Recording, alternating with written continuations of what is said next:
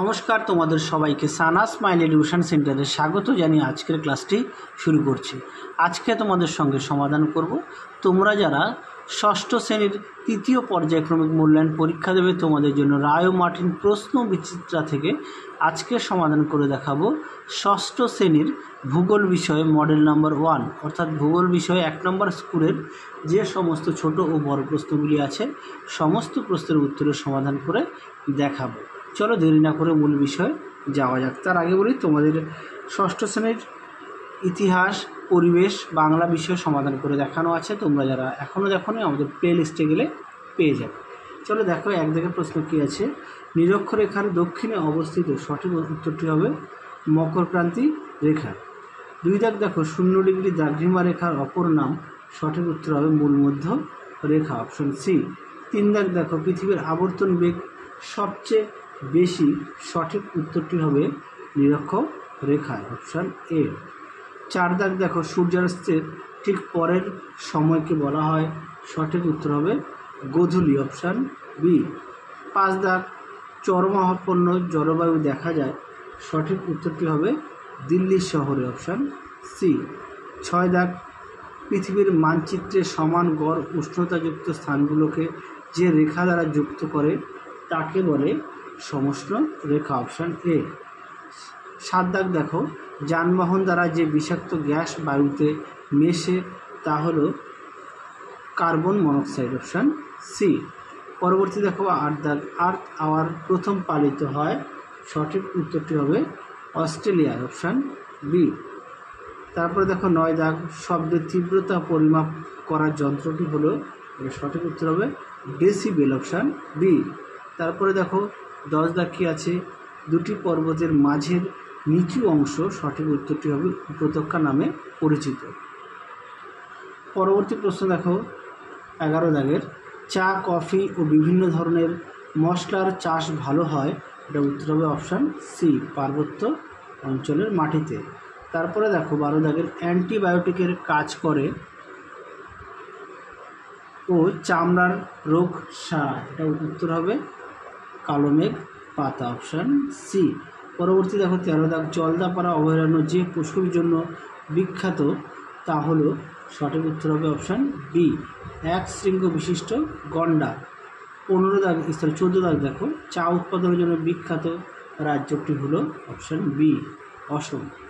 তারপরে দেখো 15 দাগ, উত্তর পূর্বাঞ্চলের আদিবাসীরা বন কেটে ও পুড়িয়ে যে চাষ করে তাকে বলে ঝুম চাষ, অপশান সি। পরবর্তী দেখো 16 দাগ, 2রা অক্টোবর পালিত হয় গান্ধী জয়ন্তী, অপশান এ। পরবর্তী দেখো 17 দাগ, পৃথিবীর প্রাচীনতম মানচিত্রটি আবিষ্কৃত হয়েছে, এর উত্তর হবে অপশান বি, ব্যাবিলনে। পরবর্তী প্রশ্ন দেখো 18 দাগের, মানচিত্র অঙ্কন বিদ্যাকে বলা হয় কার্টোগ্রাফি, অপশান এ। পরবর্তী দেখো 2 দাগের প্রশ্নগুলো আমরা সমাধান করব। কি আছে দেখো, শূন্যস্থান পূরণ ও 8টি দেওয়া আছে 1 নম্বর করে। 1 দাগের প্রশ্ন আছে, অক্ষরেখাগুলি পূর্ণবৃত্ত কিন্তু দ্রাঘিমা রেখাগুলি অর্ধবৃত্ত। পরবর্তী প্রশ্ন দেখো 2 দাগের, আন্তর্জাতিক তারিখ রেখা প্রশান্ত মহাসাগরের উপর দিয়ে বিস্তৃত। 3 দাগ দেখো, কোনো অঞ্চলে প্রায় 30 থেকে 35 বছরের আবহাওয়ার গড় অবস্থা হলো ওই অঞ্চলের জলবায়ু। পরবর্তী প্রশ্ন দেখো, এটা উত্তর হবে সিএফসি থেকে ঘরের বাতাসে সবথেকে বেশি দূষণ ছড়ায়।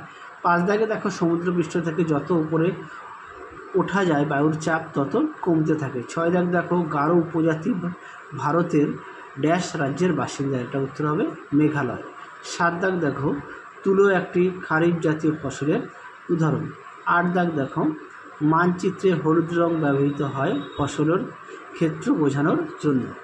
পরবর্তী প্রশ্ন দেখো কি আছে, 3 দাগের প্রশ্নের উত্তরগুলো সমাধান করব। নিম্নলিখিত প্রশ্নগুলি উত্তর দাও। প্রশ্ন মান হচ্ছে 1 নম্বর করে, 4টি প্রশ্ন দেওয়া আছে। দেখো, সাউথদ্বীপ কোন পর্বতের আরেক নাম, এটা উত্তর হবে পশ্চিমঘাট পর্বতমালা।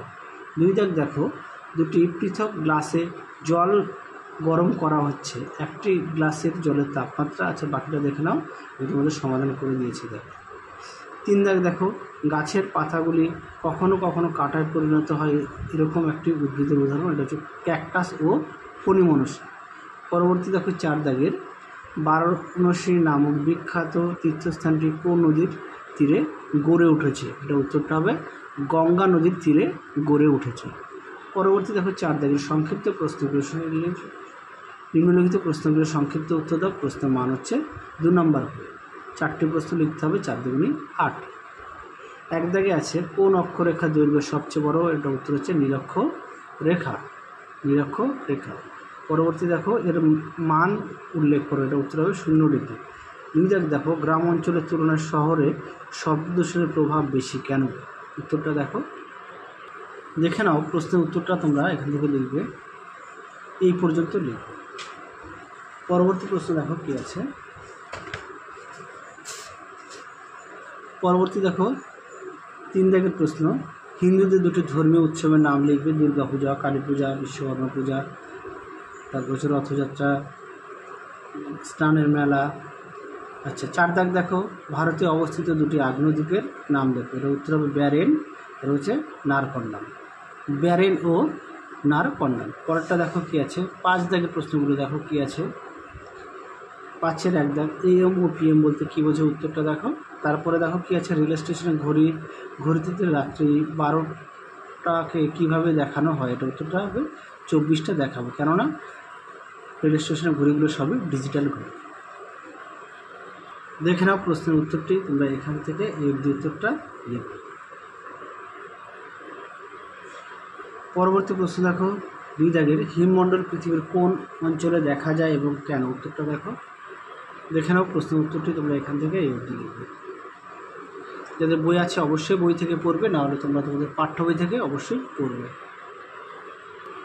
পরবর্তী প্রশ্ন দেখো 3 দাগের, বায়ু দূষণ প্রতিকারের জন্য তুমি গ্রহণ করতে পারো এমন 3টি উপায় লেখো। উত্তরটা দেখো। দেখে নাও প্রশ্নের উত্তরটি সুন্দর করে দেওয়া আছে, এই পর্যন্ত উত্তরটা লিখবে। দেখে নাও। পরবর্তী প্রশ্ন দেখো 4 দাগ, মানচিত্রের অপরিহার্য উপাদানগুলির মধ্যে যে কোনো 3টি উল্লেখ করো। দেখো উত্তরটি, দেখো ছকের মধ্যে দেওয়া আছে প্রায় 8টি, তোমরা এখান থেকে যে কোনো 2টি কি 3টি লিখবে। উপাদান দেওয়া আছে আর বর্ণনা দেওয়া আছে। দেখে নাও। পরবর্তী প্রশ্ন দেখো, এবার আমরা দেখব 6 দাগের প্রশ্ন কি আছে। বৃষ্টিপাত কীভাবে সংগঠিত হয়? উত্তরটা দেখো।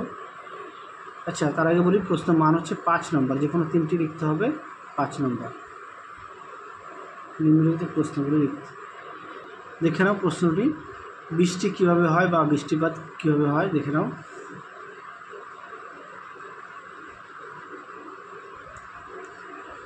এই পর্যন্ত লিখবে।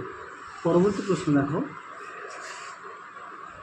2 দাগ, উত্তর পার্বত্য অঞ্চলের প্রধান 2টি পর্বত শ্রেণীর নাম লেখো। দেখে নাও।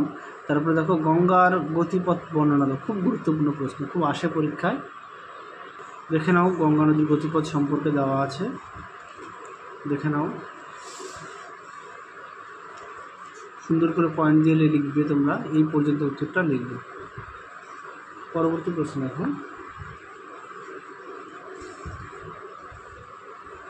কি আছে।